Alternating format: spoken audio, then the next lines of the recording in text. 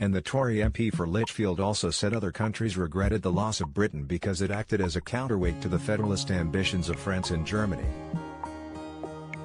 Mr. Fabricant was speaking after Mr. Moss yesterday said the EU should abolish the right of individual member states to veto foreign policy measures as the 27-nation bloc could not allow itself to be held hostage. However, for Mr. Fabricant, a staunch supporter of the UK's decision to leave, Mr. Moss' remarks were indicative of a desire to quell dissent. Having shared his thoughts on Twitter, he subsequently told Express.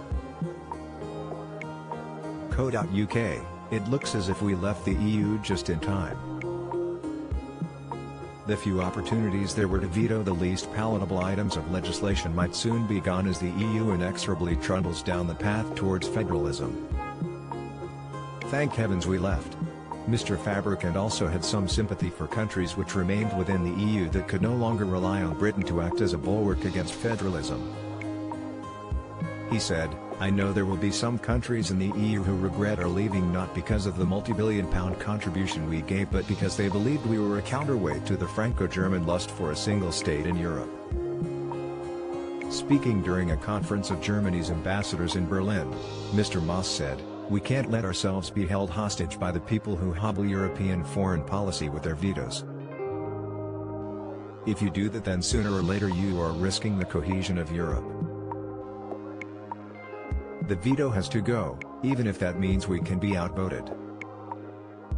Mr. Moss' comments amount to a rebuke of Hungary, which blocked an EU statement in April criticizing China's new security law in Hong Kong, hence undermining EU efforts to confront Beijing's restrictions of freedoms in the former British colony.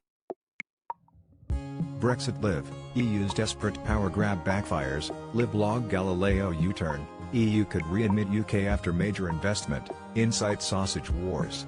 EU threatens Boris with swift retaliation over imports. Analysis also on Monday, Hungarian Prime Minister Viktor Orbán claimed the European left, spearheaded by Germany, was attacking his country because of its refusal to sign a politically inconsequential and frivolous joint declaration on Hong Kong. Such declarations made the EU look like a pathetic paper tiger, Mr. Orbán wrote on his official website.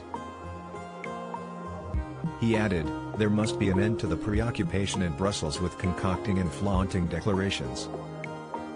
In recent years this common foreign policy approach, motivated by domestic political considerations, has led to the European Union's foreign policy stance becoming a laughingstock.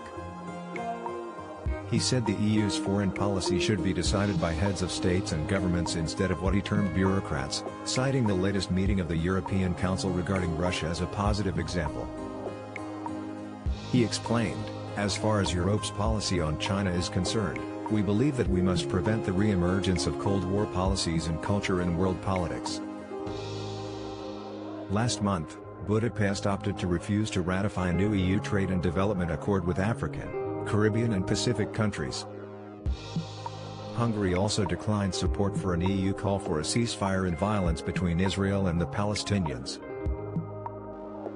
Under Mr. Orbán, Hungary has pursued closer ties with China, most recently agreeing to host a foreign campus of a Chinese university in Budapest despite widespread protests.